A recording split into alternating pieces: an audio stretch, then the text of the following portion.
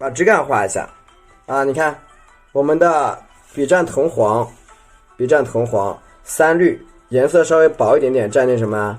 蘸一下我们的花青，蘸一点花青啊。刮干，你看左边加胭脂，右边加胭脂，加点胭脂。你看我们这个枝干是怎么画的啊？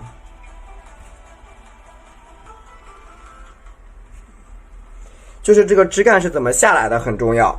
首先你看我在这边加，肯定朝这边我要加一片叶子的。你看笔尖点在这儿，点，你看点一下，停，翻，你看细一点，1、2、3，看见没有？稍微细一点。你看我在这边啊，你看点往上翻一个小叶出来，翻一个小叶子，你看朝这边啊，你看多翻几个小叶子，朝这边给它折起来。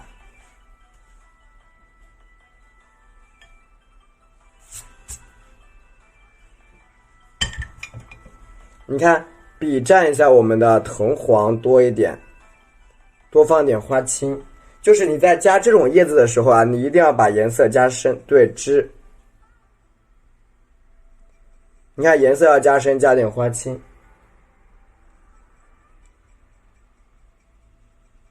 多放一点花青，花青多一点。笔尖点一点墨汁啊，你看墨汁一加就黑了。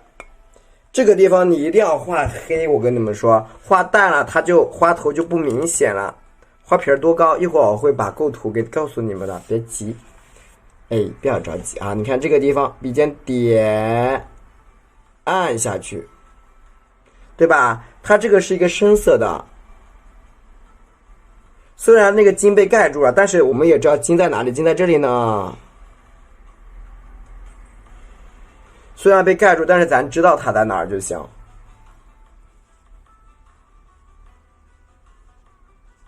对吧？这个很重要，明白了吗？所以我为什么我一定要加一个东西啊？我不加，那个地方就不清晰，条理就不清晰。所以你一定要加一下，人家说礼多人不怪嘛，是吧？你看这个地方，往下，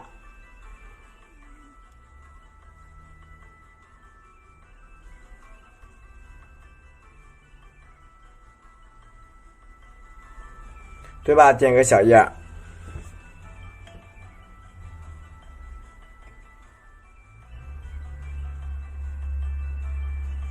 然后你看这一边，你看，朝这儿点，压一把，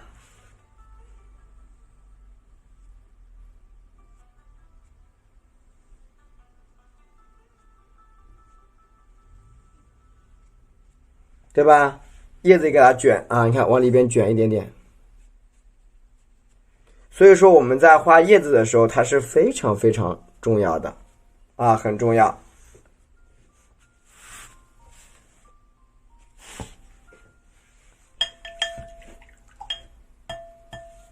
然后毛笔呢蘸轻微的赭石，就我不是很喜欢用墨去画花纹啊，这个花纹简单的很啊，简单的很。蘸一下什么呀？蘸一下我们这个啊赭石，啊，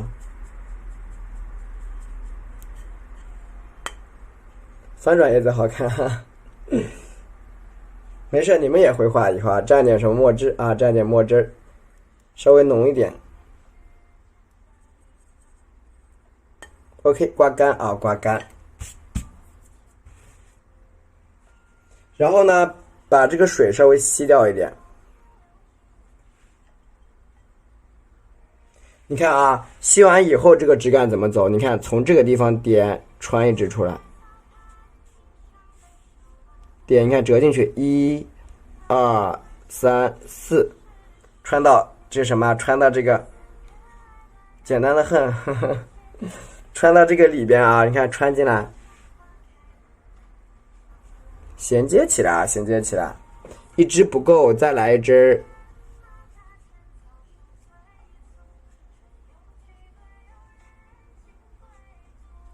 对吧？一支不够，对，插进花瓶里，聪明，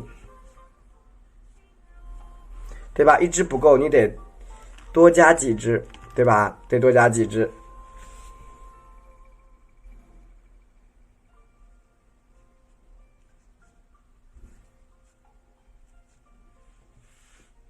对，老之带劲啊，得多加几支，一支不够呢。这个地方你看啊，哎，再加一支，你看这样子的一个造型，从外面这样进来，就是你把这个毛笔的笔锋给它用好了，它就很漂亮啊。笔锋给它用好了，它就漂亮。画到上去啊，画到这儿。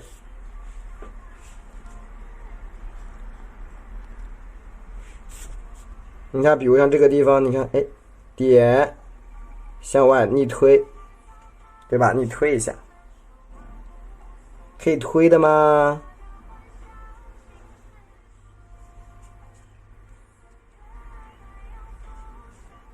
对吧？它是可以推上去的啊，在花宝宝，它是可以推上去的啊，这一串往上逆推，它会比较的漂亮。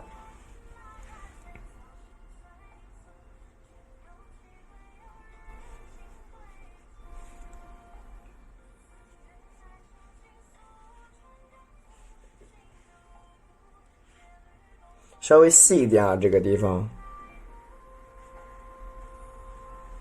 点一点这个，你看小塌一点哦。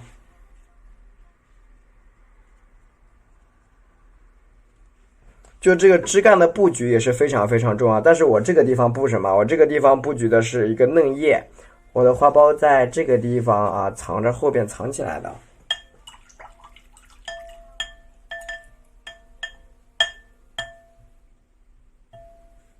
好，我现在调的是藤黄啊，你看，现在是毛笔蘸的藤黄，笔蘸藤黄。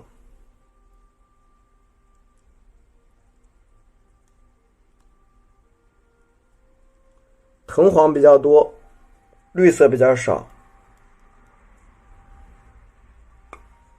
蘸点曙红，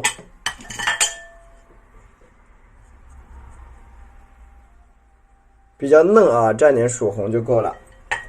然后你看点哪啊？点这儿，点这儿啊，翻过来。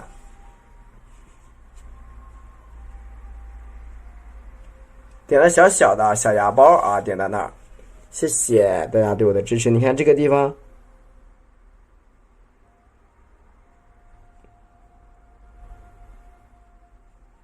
对吧？一簇要点的一簇一簇的啊。你看这个地方，对吧？这个小叶一簇一簇的去点，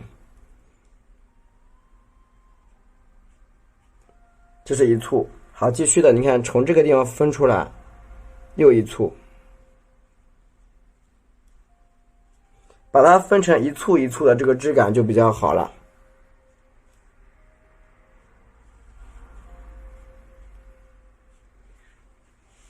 它上面这个叶子就是这样的，很跳跃、很活的啊。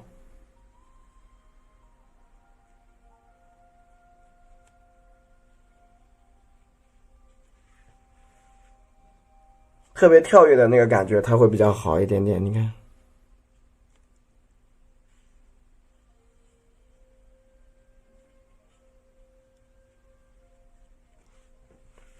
对，那个地方会比较跳跃，就是飞着啊，上下翻飞的感觉。你看，好，你看在下面这个地方，你看得加的多一点。下面这个地方比较密，慢慢的往你看，就是包着这样打开，所以里边比较密，外面呢就比较的什么呀，松啊，比较松，内紧外松的啊，就是里边比较密，外面越来越松了啊，大概就是那样啊，理解了。好，我们继续的，你看在这儿我再加一个小芽包，加小芽包，然后呢我们加个什么小花苞啊，你看压在这个缝里边。就是刚才啊，很多我就想教大家画那个花苞啊，蘸一下我这个藤黄，笔蘸点藤黄，完了蘸点啥？蘸点这个曙红，你看，曙红蘸点胭脂，对，我们来看一下啊，这个花苞是咋画的？这个花苞给它藏在里边，你看啊，一般情况下我都是给它，你看笔尖点按翻，看见没有？边点边按边翻，你看这个地方折一下进来，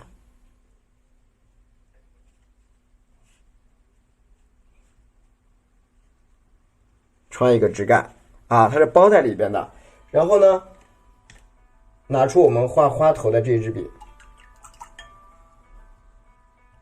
它本来就不是很干净的啊，多蘸点白色，然后加什么色？你看我们有紫色啊，你看蘸点紫色，有点紫色的啊，就你看，就这样不干净，知道吧？就脏脏的啊就行了，我不要搞得很干净啊，就东一个，你看这个颜色，随便调，就颜色混合色比较脏。来看好了，我们把这个花头分为左右两边，第一边在这儿，你看啊，笔尖在这儿，笔尖从下往上按一下，看见了吗？这个颜色不干净的啊，这种脏脏的颜色最好看。好，这边是笔尖从下往上按，对不对？好，你看这个时候笔尖在上了，反了一下，看到没有？看到没有？笔尖是否反了？然后蘸点重色，你看，哎，把它俩调整在一起，听懂没有？调整一下。好，开始加什么呀？加一些小蝶瓣，就跟那个荔枝的感觉一样，往上面包裹的啊，一个小荔枝的感觉。然后你看旁边这个地方，你看点一下花瓣，走一个单边。这时候看好了，哎，从外面回来，加一个小瓣，你看见了没有？走一个单边，窝头一块切两个，看见了没有？对，正反着去加瓣，一正一反。你看这个边边上也是，你看点，往上推一瓣，加个卷瓣，你看这花苞不就出来了吗？学会了没有？对，它是用正反两笔来画的，它不是一笔画掉的。正反啊，正方向和反方向来画的。对，能听懂吗？你看这样一个花苞就躲在里边啊。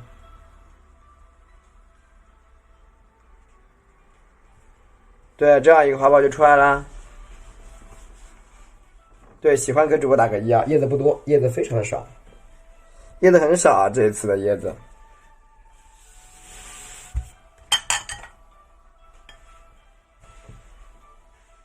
一枝独秀吗？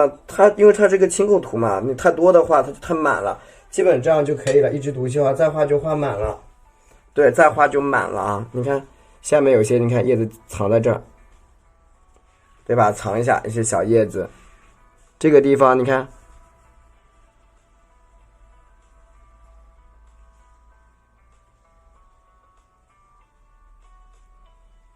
对吧？加一个这种绿色的叶子出来。多放点胭脂啊，加点绿色的叶子，你看，朝这个地方点，慢慢的滑，对吧？折进来。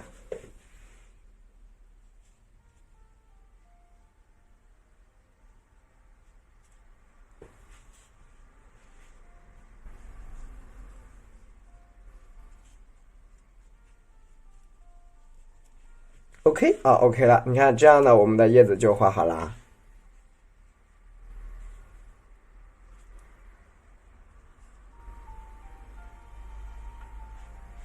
OK，然后我们把这个瓶子给它整一个加满啊，整一个加满。叶脉呢，现在也可以勾了啊，反正现在把它勾掉，从上往下画。我们开始染瓶子的颜色啊。对，画得完的，今天晚上这个从下往上画，从上往下啊，开始染瓶子的颜色。蘸一下我们的胭脂，蘸一点墨汁，胭脂加墨啊。还好啦，用胭脂加墨，你看去勾叶脉，你看顺这个线，你看啊，哎，稍微湿一点，你看，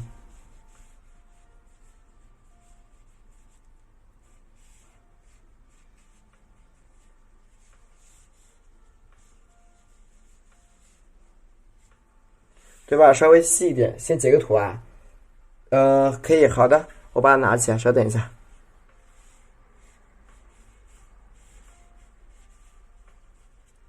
我把它拿起来啊，稍等一下。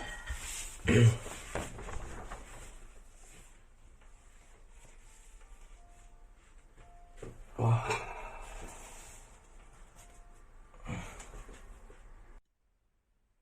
好，你看啊，我们把这个瓷皮儿给它画起来，我提高一点。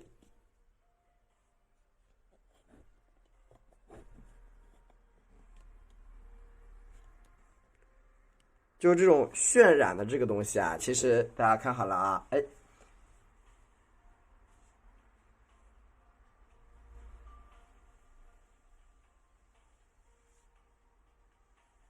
整一个给它把口给它封起来。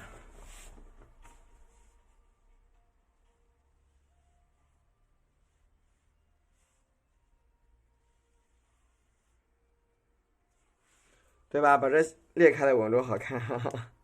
来看好了啊，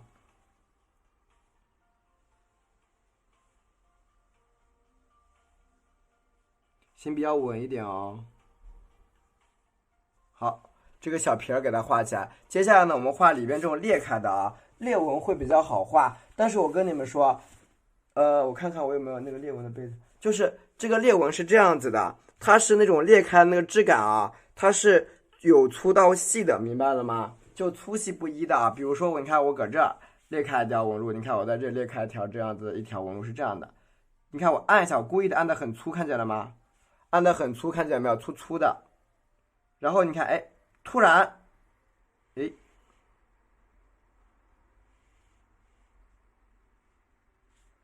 看见了吗？这就是裂纹，它就是你看啊，你看粗的、细的，它会细的非常的非常突然，它不是那种什么一样的啊，那不是的，因为这种它不属于冰裂纹，那种小瓷器的啊，天然的冰裂它是一样细的啊，就那种翡翠一样，就是那种有那个叫剑斩上面那个裂纹，就是一片片一样的，那这个不行。你看它有些，你看这种叠加的啊，也可以，它可以叠加细一点，你看粗一点，哎，理解了吗？对它，因为它的这种裂纹它就是这样子的，有粗有细的，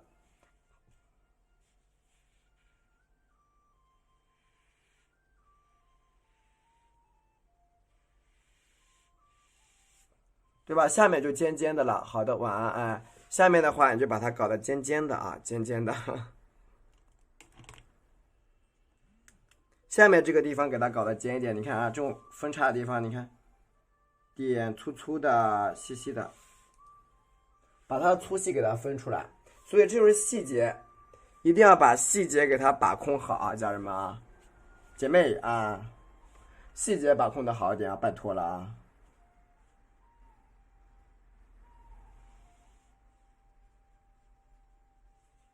细节把控好，它就很漂亮；把控不好就不好看喽。大酒坛子呀，还好，有点像啊。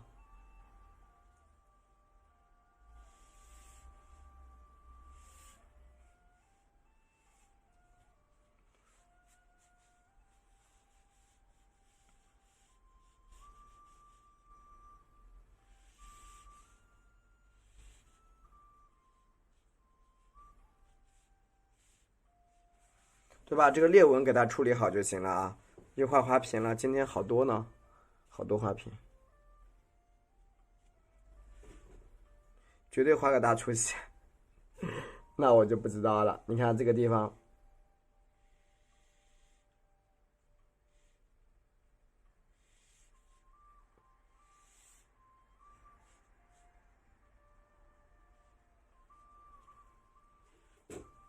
它这种裂纹的质感，它是这样子的啊，你看，而且它可以包括好几下，它不是说一下就完事儿，我跟你说，它好几下。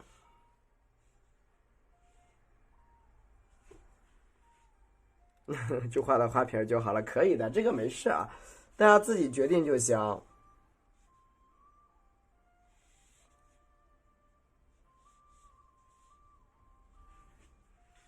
OK 啊，这样呢，我们这个画屏就差不多。你看这个地方闪电，看，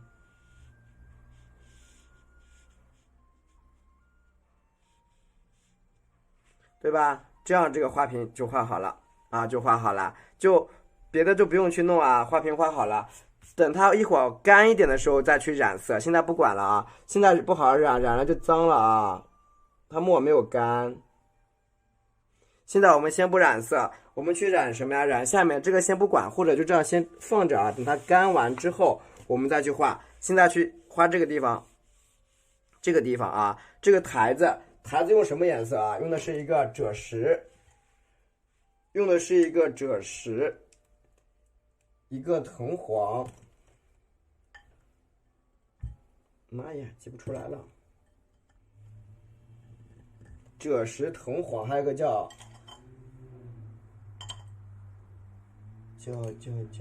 哎，去哪儿了？还有个橙黄啊，或者是朱砂，朱砂也可以啊，这是朱砂。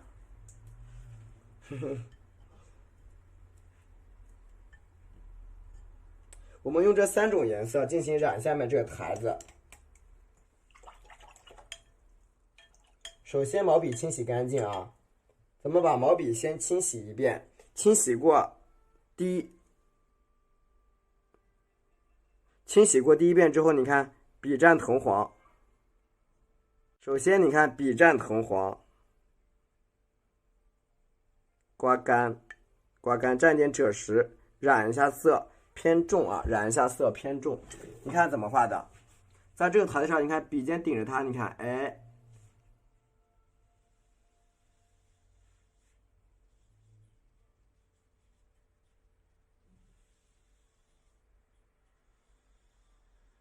对吧？先染一个底色，笔蘸一下藤黄啊，赭石，就是染底色啊，染底色。你看，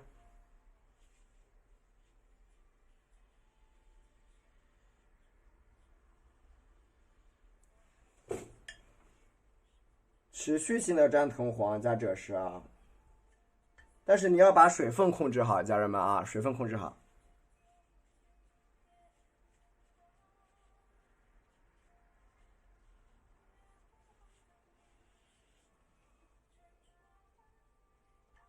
水分控制好，你不要它花它晕开了，那完了。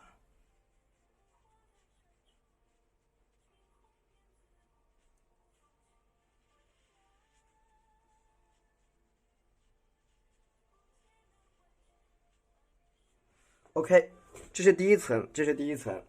第一层以后，你看加什么啊？加赭石，深色的赭石，调深一点。深色的赭石啊，调深，就是赭石调的深一点。这是一个打底色啊，是我们的藤黄，你看，可以擦一下啊，擦一下，然后呢再染啊，再染啊，染一层这个赭石，染第2层，你看。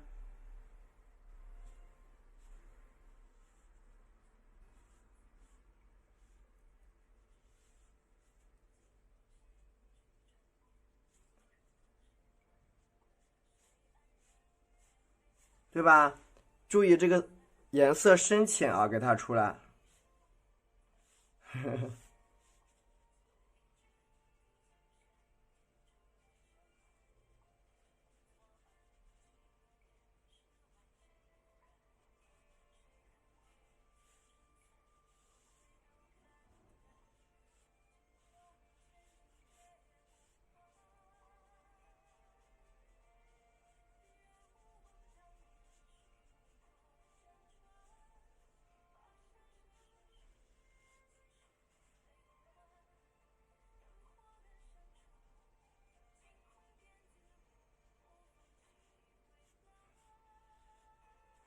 好，这是第2层，最后加第3层。第3层你看啊，赭石加上我们的这个朱砂，你看稍微颜色深一点，拿一点点我的墨汁，一点点墨汁，你看把它调的颜色比较深，立体感有了。还有最后一层，加一点黑色的，对，黑色的，它不是黄金啊，它就是木头的。架子更简单的啊，你看，好，开始加深。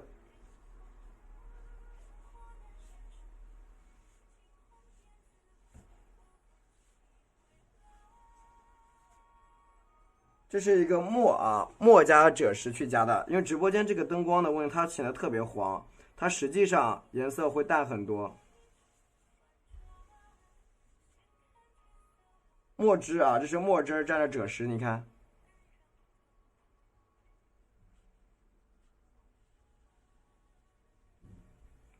你看画的时候要注意什么？加到它的两边，就加在它的，你看，哎，缝里边，对吧？夹到它的夹缝里边啊。对，立体几何就好了。夹到它的小夹缝，最后对朱砂，你看夹到这个小夹缝里边。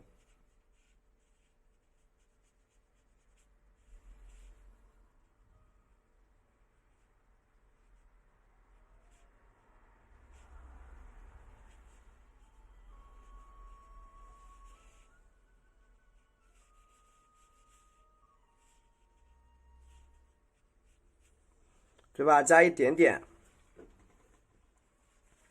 你有没有？你感觉这样子怎么样？这样是不是更明显？左高右低，这样子呢？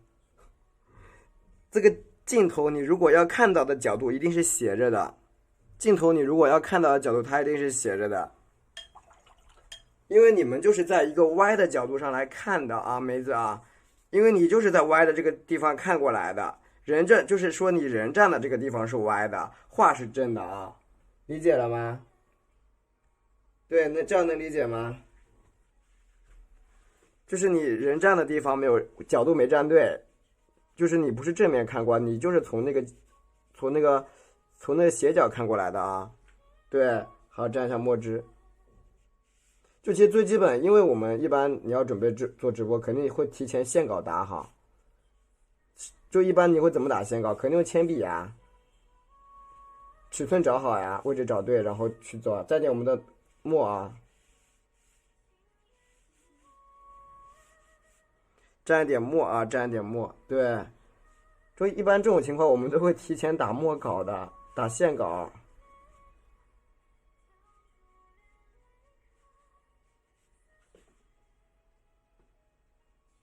蘸一点点，看墨，把它的这个，是的，两个青铜。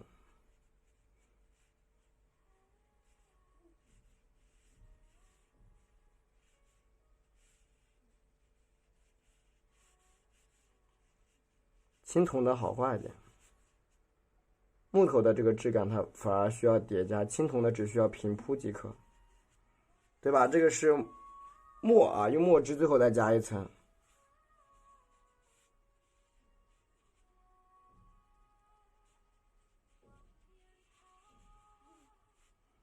对吧？用墨最后加一层，你看这个质感就有了。器皿真不少，清供图呀，正常的。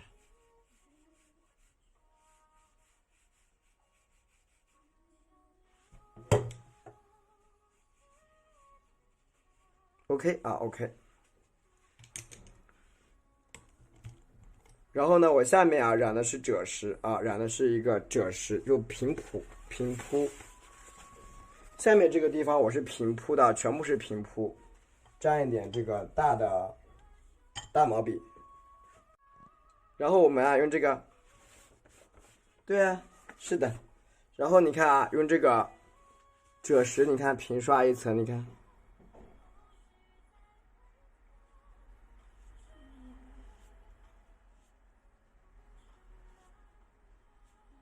注意了，我们在刷这个的时候啊，在刷这个颜色的时候，你一定要把它区分出来。就是说，这个你看这个旁边它这个中间这个地方啊，它应该稍微留点白，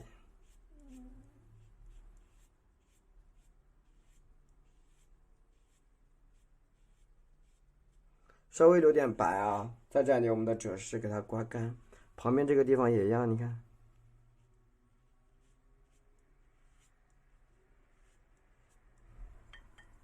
所以大毛笔会好调一点。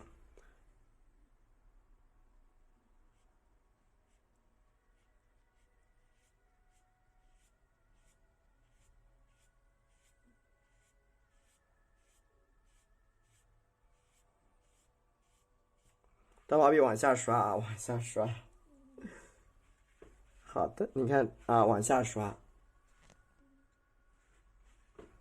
是的，是的，是的，对，渐变色，它是一个渐变色，这个吗？继续往里边加啊。这个其实我跟你们说，我们古在那个魏晋南北朝时期的时候呀，包括我们汉朝的时候，我们喜欢干嘛呀？我们喜欢就是投壶，知道吧？知道不？投壶，就宫廷里边，这个就是他们用来投壶那个壶，里边一般是插一支箭，理解了吗？对，它这个就是那个壶，对，所以它是宽口的，里边是什么？是窄的，插箭用的。它这个风格，这个青铜的话，它这个整体的风格是一个汉大的风格。对，头壶是的，那是烛台啊，不是烛台，这壶呢怎么是烛台了？其实你们可以看，我每一次刷我是顺着什么去刷的啊？顺着这个去刷的，不是这个去刷的。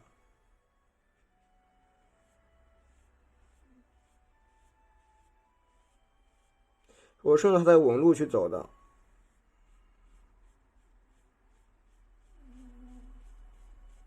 要有点渐变。这是一个四齿对开调平的，四齿对开调平的，对，它带点，因为我们一会儿要刷什么？刷这个绿色，刷点三绿。对啊，我觉得就是很多有些这种东西啊，我们现在的人就造不出来了。要帮你打呼噜啦，嗯，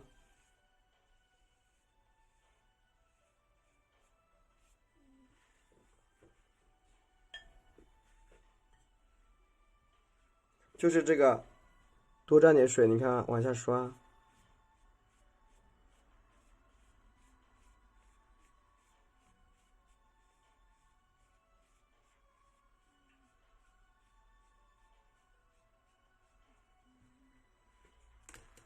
好，旁边这里啊，青铜点就是所有啊青铜的这种东西啊，咱们都是用这个。对啊，这个都在课程里，是的。你看啊，所有这种铜器啊，这些我全部用这个去刷，因为它这个是清供图这个类型啊，咱们只要求把它干嘛，表达的干净清爽就好了，就没有像我们之前那个一样啊，把它给一定要纹路啊，刷的阴影啊怎么样？这倒是不用，因为侧重点就不在那上面，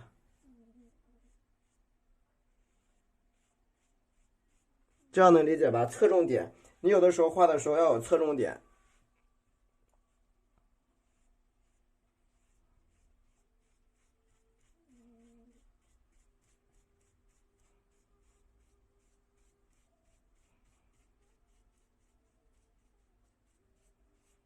你看这边深，这边浅，对，不难。你其实我课程里边讲的很明白，尤其是画这几个铜鼎的时候，我课程里边讲的很明白的，大家放心好了，嗯。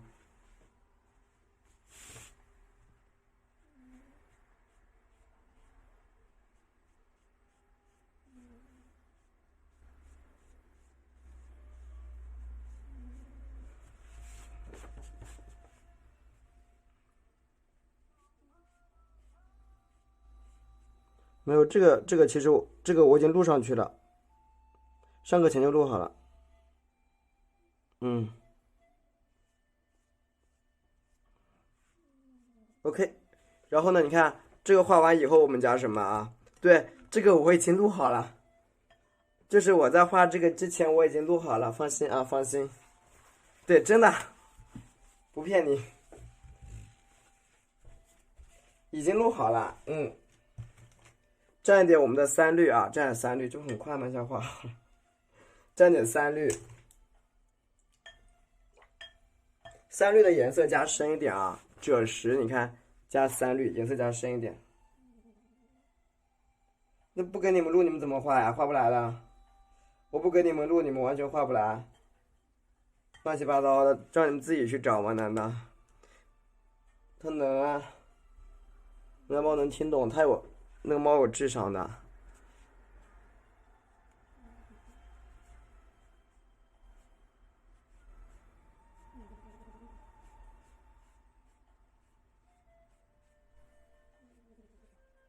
对吧？刷一个什么？刷绿色的，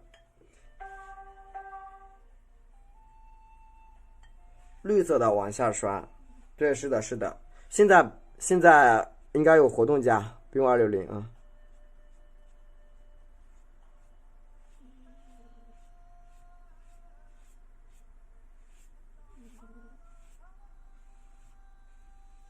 对不对？你看这个颜色啊，就对，它是一个青色的质感就有了。2个青鸾啊，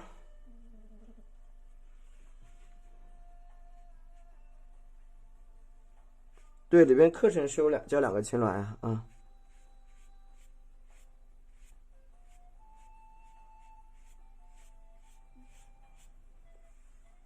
这个放进去的啊，蘸一下我们的，蘸一下我们的，蘸一下我们的这个3绿啊。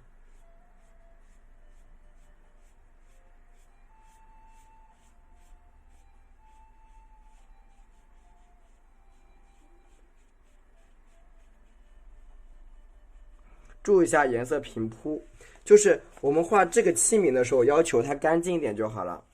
对，就要求它干净一点，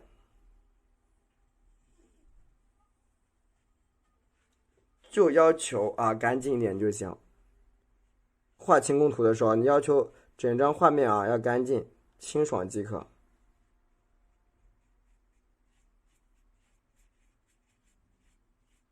这样能理解吧？就是整一个画面啦，要清爽、清爽干净的，你不要给它搞得脏脏兮兮的啊。本来这个画面的内容就够多了，完了你还给它搞一堆那种乱七八糟的线啊什么的。其实为什么我这里我不用墨去添，添了它单个肯定也好看，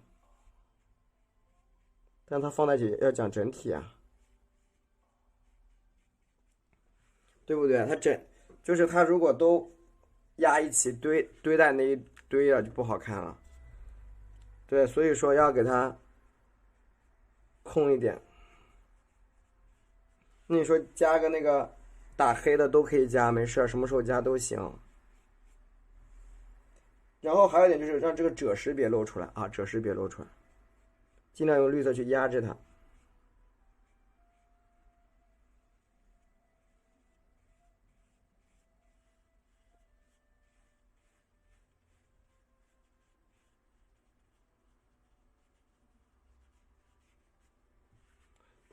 对，让它稍微等一下，等它微干，然后继续染，等它干净点会比较透亮一点。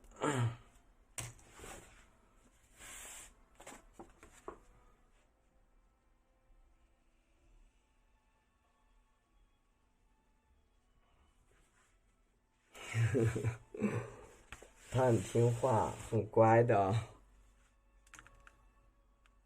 真的很乖。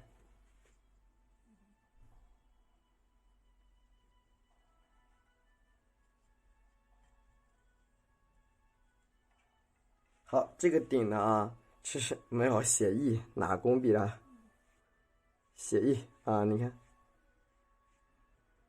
你看这边颜色它都有深有浅，看见了吗？这边明显就比较深，那边明显比较浅，对不对？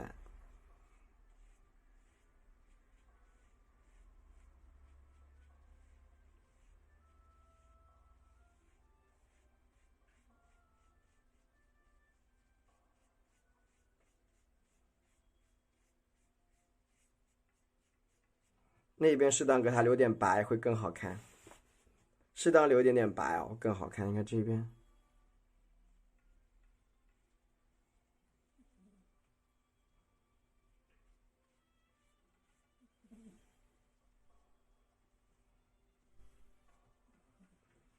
这是抹茶的，抹茶不是这个颜色的。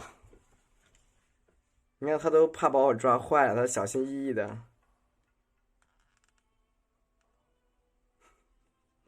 双钩不是写意也要这么讲究，这个技法叫双钩。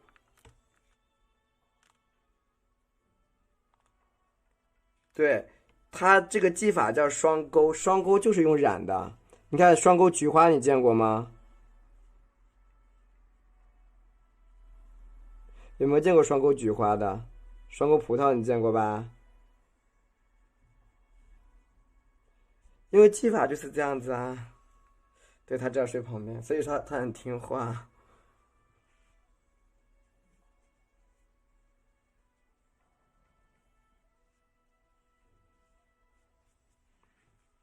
那它只要缩起来，它知道谁也不碰到。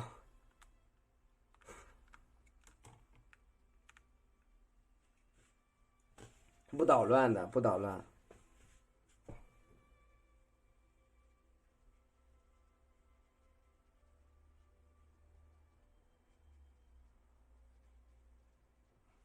好，稍微给它加一加啊。然后整一个给它，你看都画完以后，哎，调整一下啊，调整一下，对吧？你看，比如说我们这个这个地方，你看给它调的颜色深一点，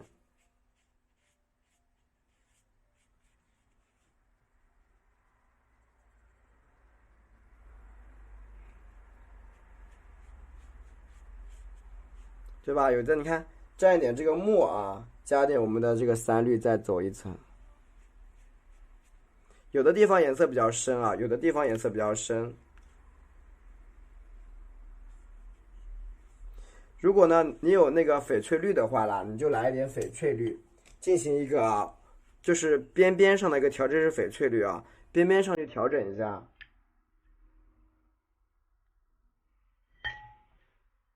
你看，蘸一点翡翠绿，三绿加翡翠绿，颜色会更绿。开始勾，刮干一点点啊，你看怎么调整？看好了啊，角落里边你看压一下，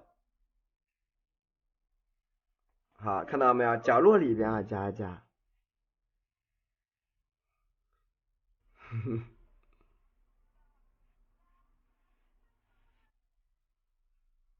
对吧？角落里边给它调一调啊，你看。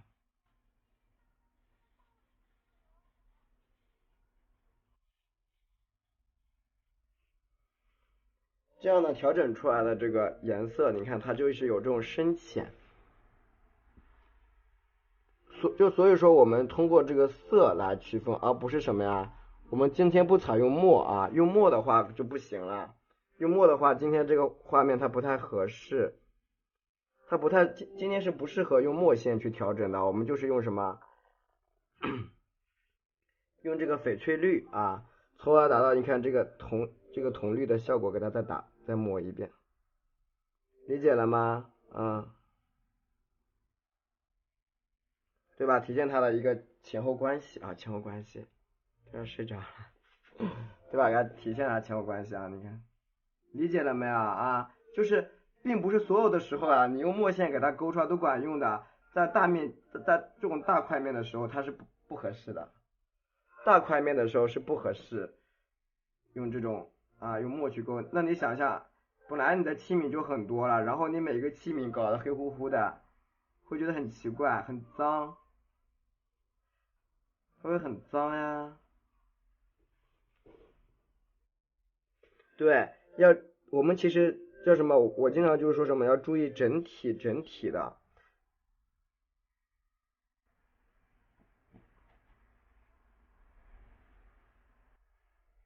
要注意整体性会比较重要。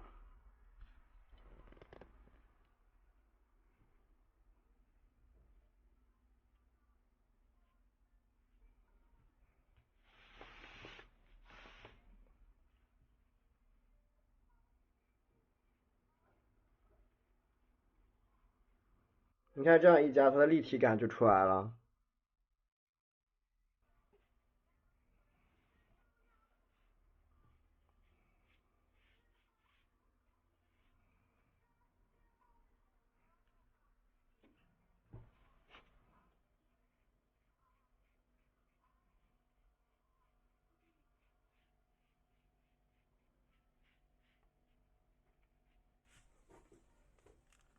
对它，你看这两个，你看对比是不是出来了？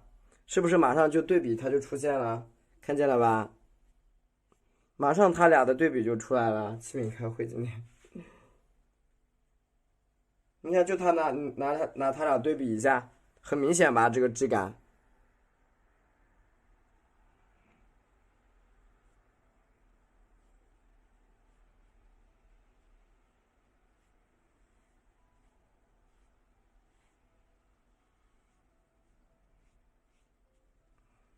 对，就是对你把它俩放在一起，拿两边看你就知道它俩就不一样。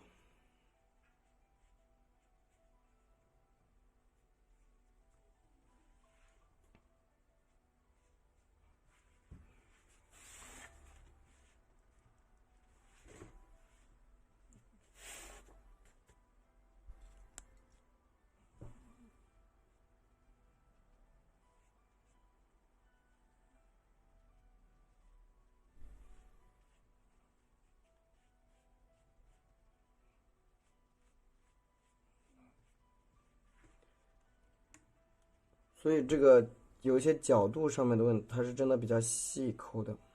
它不你不细不行啊，它不好看呀。问题是，我有时候就在想，与其画一张作品让自己不满意的，为什么要画呢？对吧？很浪费时间的呀。有道理吧？我觉得一张作品啊，好好坏坏的我都另说，就是我觉得至少让我自己要满意，不画全是平平都好看。好，对，磨的就是你们的耐心啊。我跟你们说，昨晚上是真的，我就一个人坐在这里，我是真的一个人就坐在这里，我就在这里画，不夸张的，真的。我画完之后发给萤火虫了啊，对不对？我说晚安这样子，我还发给他，我说晚安，就很淡定坐在那里画画。就因为我就真的，哎呀，晚上不画一个画真的睡不着，那就是我感觉就是这种状态。OK，你看这个质感出来了啊，然后呢，拿点白颜料，拿点纯白色颜料，蘸点白的啊，去复勾，勾到什么？先让勾这个轮廓上面，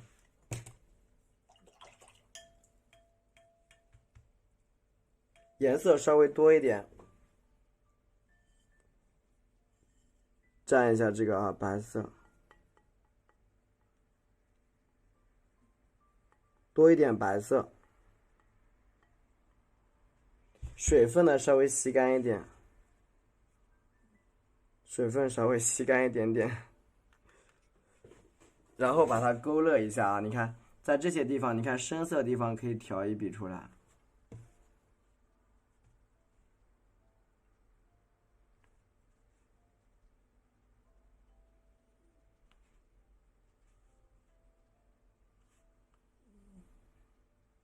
对吧？加一个小边边，加点白的啊，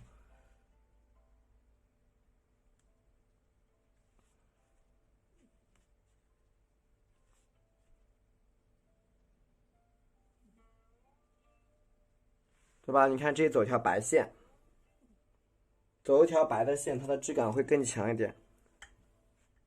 好的，我把这个线勾完，我们就下播啊。对，我这板凳还没画呢，啊，明天再画吧。好吧，我把线画就下播啊。好的，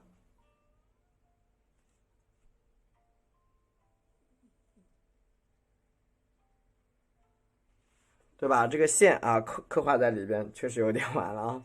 我把这个白线给大家画一下，然后就下播吧。他晚上睡醒了都啊。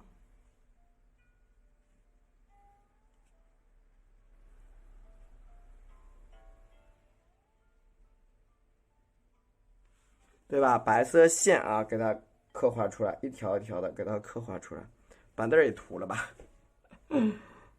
好呀，也可以，平涂倒是没有问题。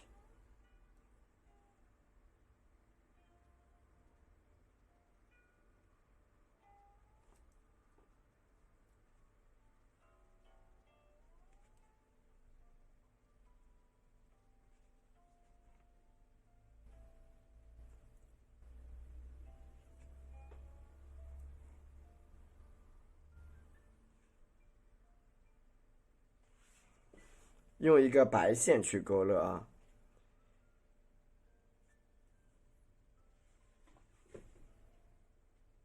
不是还画这个？哎，我今天晚上没说画一个简单的小花啊。对啊，我今天晚上没有说画简单的小花。我在想我会不会被骂，让人家去等着是吧？给你画个南瓜吧，好不好？给你画一个南瓜，一会儿几分钟时间。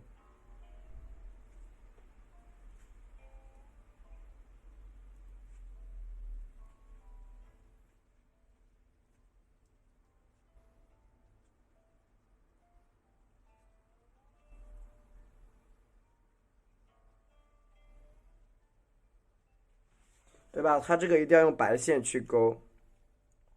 对，我花苞画完了，你看啊，用白线去勾啊。你想都看完可以，这个我明天再勾吧。我把板凳把板凳给你染上。想看板凳是吧？板凳就是用赭石加墨，这个下面都是平涂的啊。你看一下吧，你想染板凳啊？好的。啊，你看这是赭石啊，画线后要求就是涂上会好看一点。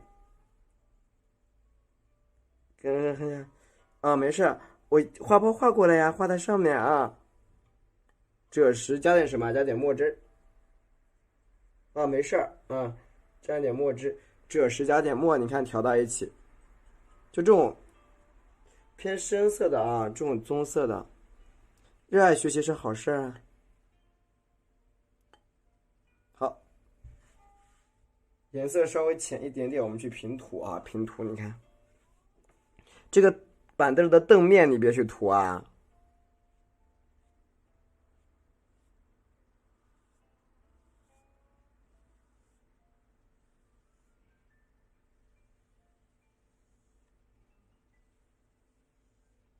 对吧？就是这个对木头的颜色，是的，像不像这个颜色？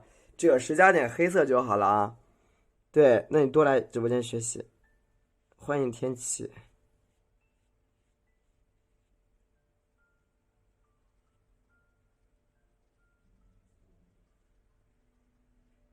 OK 啊 ，OK。对，深棕色。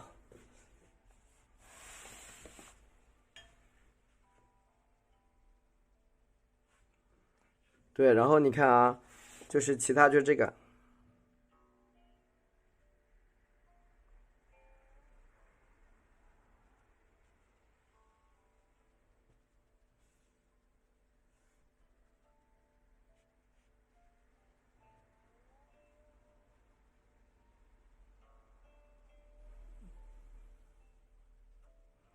往里边往下刷，你估计会抖，别紧张。没有你们要抖的人，你就坐着画。你要抖的人，你坐着画啊。你坐板凳上，坐着板凳画板凳，理解了吗？啊，坐在板凳上面画板凳。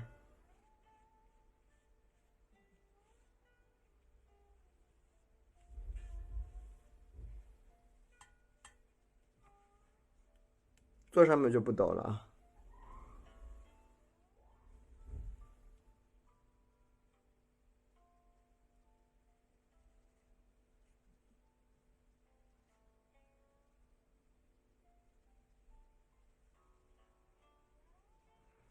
OK，下面这个面啊，面你就用那个藤黄，蘸一点浅色的赭石，就蘸点藤黄啊，偏浅色的。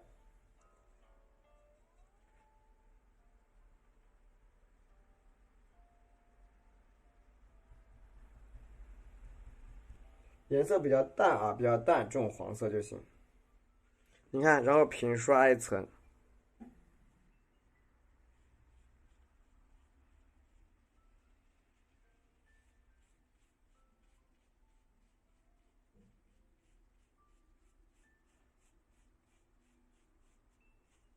这个颜色就是藤黄啊，蘸一点点赭石，你看刷的淡一点。这个板凳就涂好了啊，对，板凳涂好了。啊，那我别的呢，我细节部位啊，我明天再给大家染啊。然后这个花瓶儿啊，大家其实也挺好奇的，怎么画的是吧？很好奇是怎么画的，看过来啊，2分钟教你画这个花瓶儿。对，2分钟教你画花瓶啊，但是你一定要有支新笔，就这个，你一定得要有这种干净的笔，脏的笔不行，一支这种干净的，啊，一支呢，你看像比如说像我一样拿一支这种，这2支都是干净的笔，一定要是干净的，明白了吗？必须使用干净的毛笔。在染这个花瓶的时候需要准备什么啊？一张纸巾啊，先拿点纸巾出来，先拿这样一叠纸巾给它折好，拿点纸巾，干净的盘子不要脏。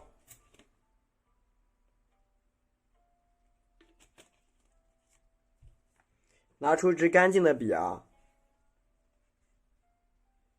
干净的盘子，干净的水，不能有一点杂质的，不能有一点杂质，不能有一点点颗粒，脏了都不行，脏了就坏了。你看，刷水，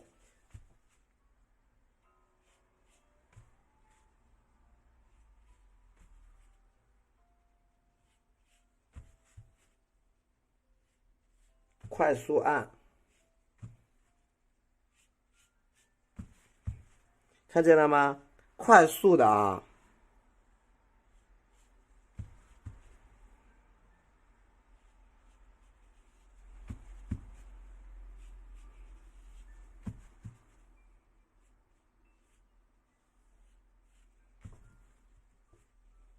对，要快，你慢了不行，慢了它就化开了，化到一边去了。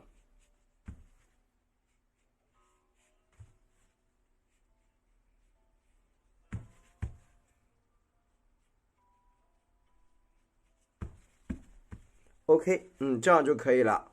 然后你看啊，怎么样让它过渡的比较自然？这个笔不要把它弄脏，你下次还要用的啊。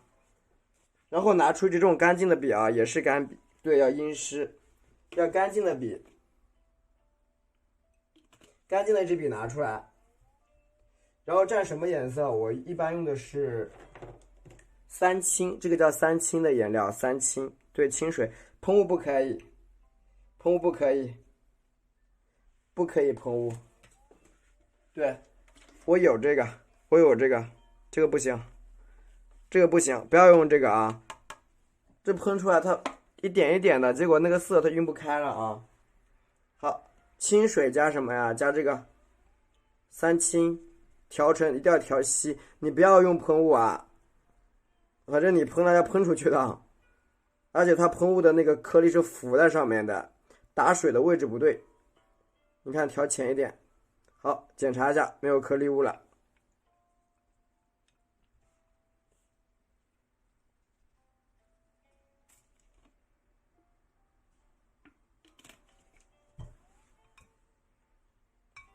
颜色非常薄，非常薄。你看在哪里？在这缺口处，你看，看见了吗？这个颜色过渡的自然吗？你如果没有打这个色啊，它过渡出来就没那么自然。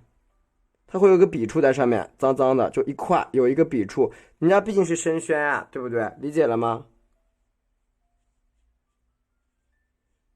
它是生宣，它没办法的，它这个纸的纸性，你看它这样会非常的自然，因为它是借着水的这个晕染在上面的。你直接走的话，它多少都有一个笔触，这个避免不了。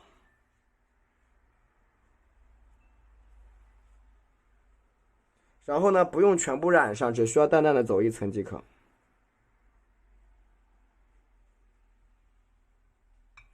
对，它会渗透开来。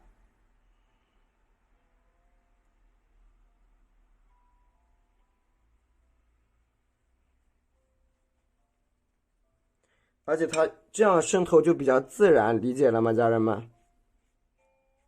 这样渗透出来的皮儿会非常的自然，而且这种渐变色比较清晰嘛。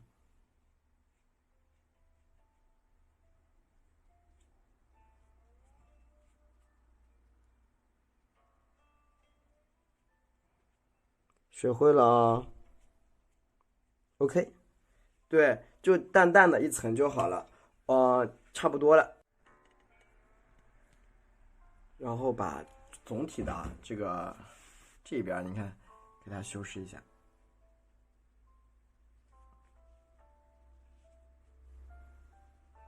瓶口处给它点一点点啊，点一点点白色。边边上深色的地方，你看点点白色，对吧？加点白色的啊，点点。每一条黑线上其实都可以加点点的，你看，细细的白色。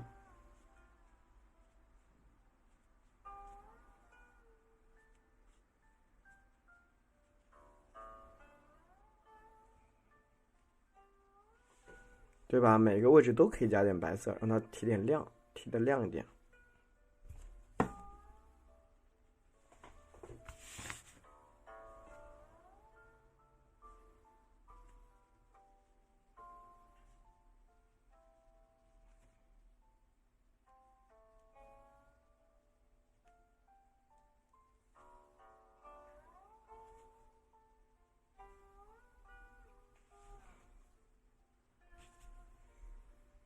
提亮一点，它就会比较凸一点啊，它会凸的就比较凸显出来一点，尤其是我们这个花纹。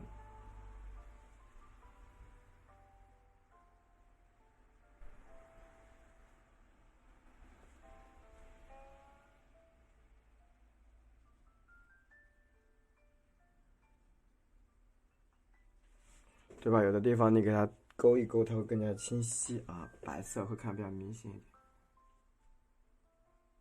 因为黑跟白它本身就是一个比较容易表达啊，它对比色也能够出得来，加上。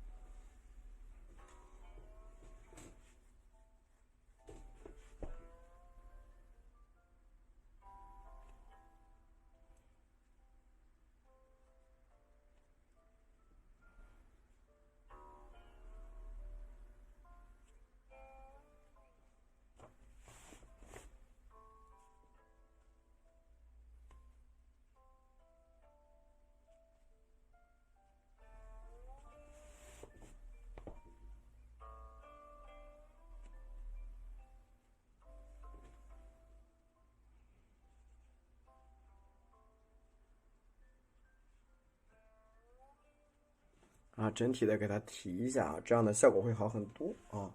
整体提过之后的这个顶的效果会比较好一点啊，看上去呢也会比较干净。好，然后呢，你看这一些啊缺口处，我们都是用这个翡翠绿啊，翡翠绿加点这种，先盖一层翡翠绿比较深的，或者是3绿都行啊，盖一层在里边。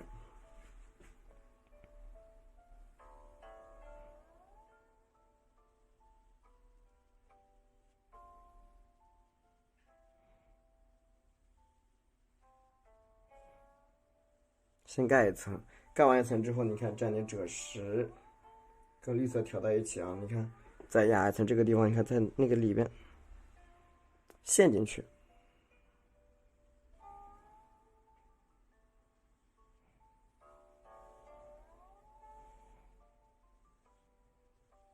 就这种质感，它是藏在里边，这种感觉要给它出来。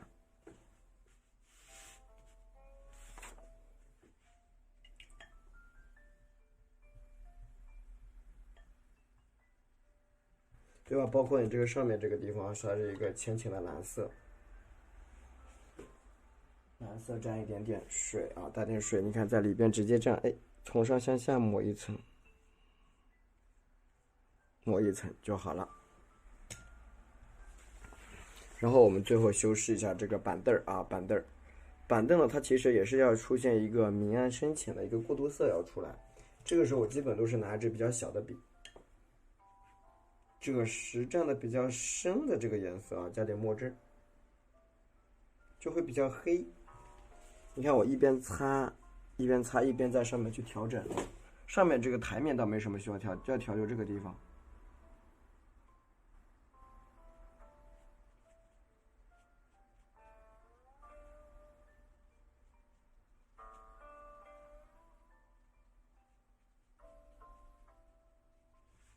对吧？给它填一填，颜色调深一点点。但是你看，它那块地方调深，不代表你看你这一边就可以什么过渡的浅一点了。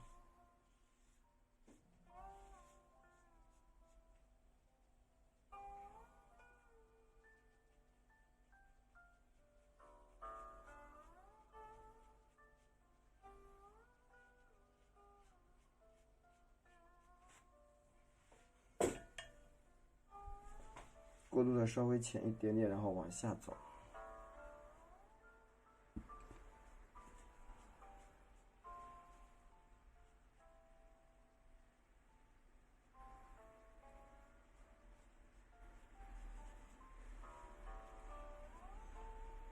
深色沾一点墨汁，其实这个墨汁在这里的一个作用是非常关键的，你看。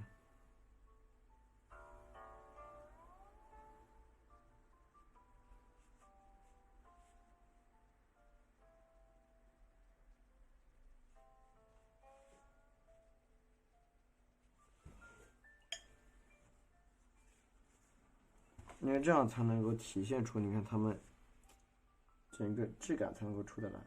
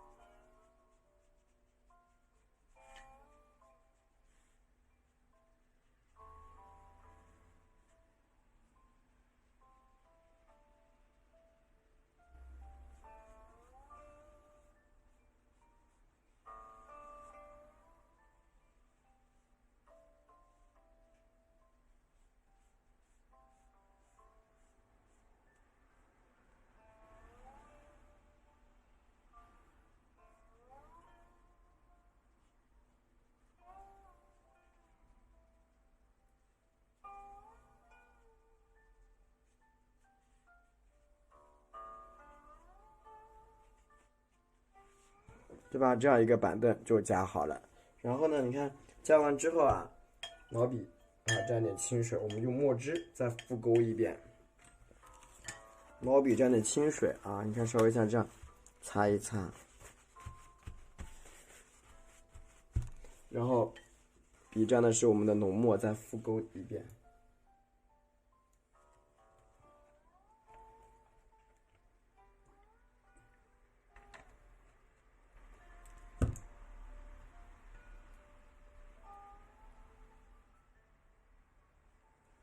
你看，像有些边边上，比如像这个地方，你看一定要去加一下，不加它就出不来那个感觉，一定要你看调整一下啊，复勾。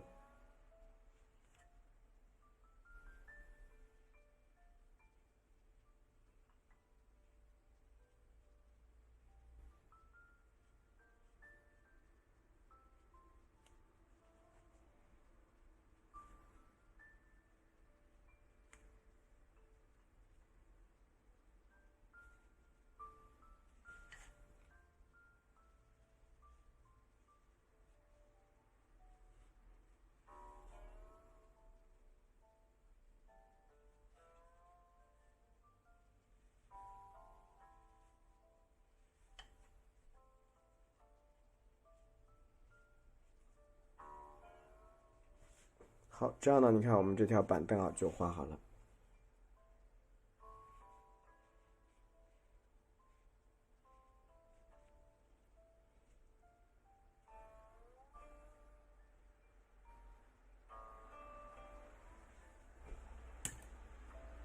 接下来我们在这个壶里边掺点东西啊，笔蘸的我们的藤黄，藤黄打底色，蘸一点藤黄，颜色比较薄啊，比较薄。你看我在这个地方啊，你看我点一下，往上去，长一点啊，拉一个黄黄的，就你慢慢的把它给加出来一个小小的小尖尖。这边呢，你看啊，它是穿过从这个口上，你看穿过来一个小树枝，上去你看随便穿一个长一点的树枝往上穿，这边再穿点树枝过去，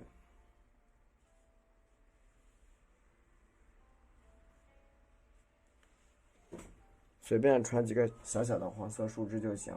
OK， 继续的，这个时候开始调整，你看下面加粗一点。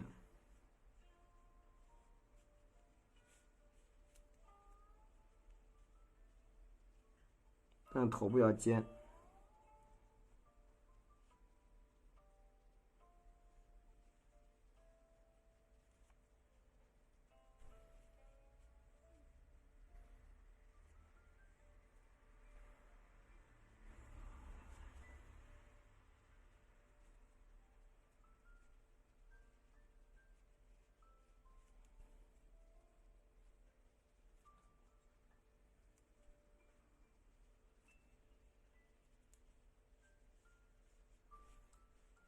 先平铺一层底色啊，先平铺一层底色，它是一个藤黄的底色。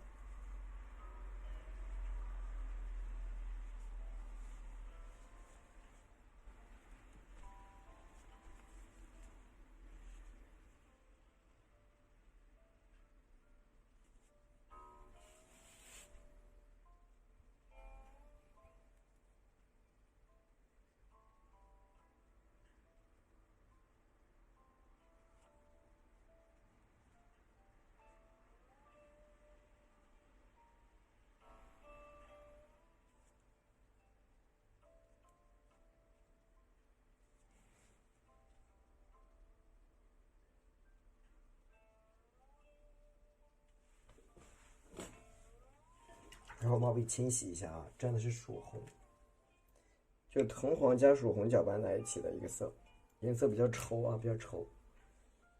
藤黄加曙红调出这种类似于鲜红色的感觉。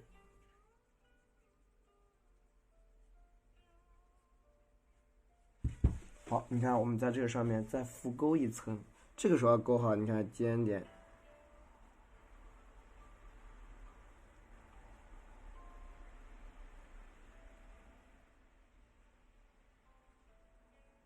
因为我们你看一开始它是我们有个底色嘛，所以它会吸附性会非常的强。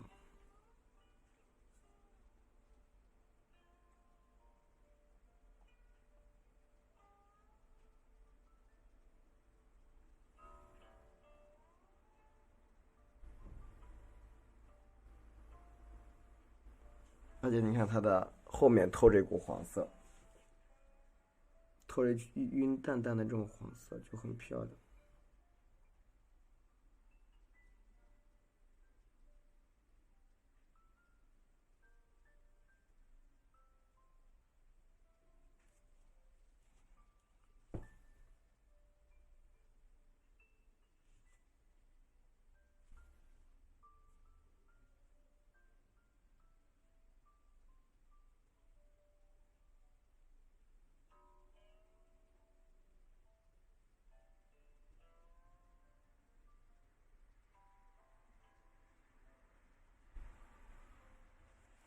好，一根啊，再来一根，可以加点水，因为咱们其实就之前说，它就是因为有一个黄色作为大底色，我们可以慢慢的，你看把它画尖，慢慢的画，你像想尖想圆都可以，你看。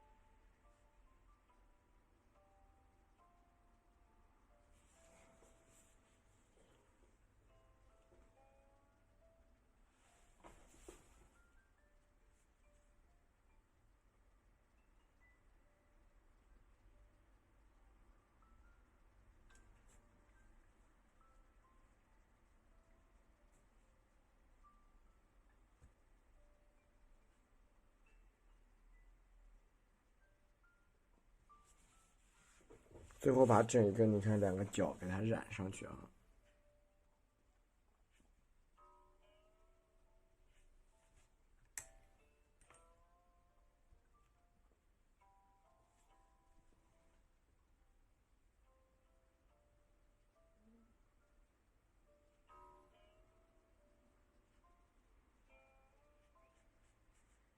好，最后检查一下有没有这个黄色有没有露出来啊？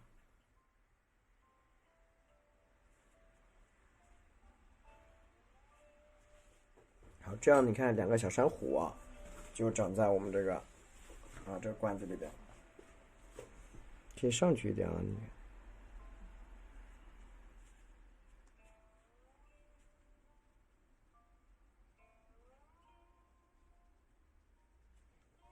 对吧？这样子我们整一个画面它就会丰富一点。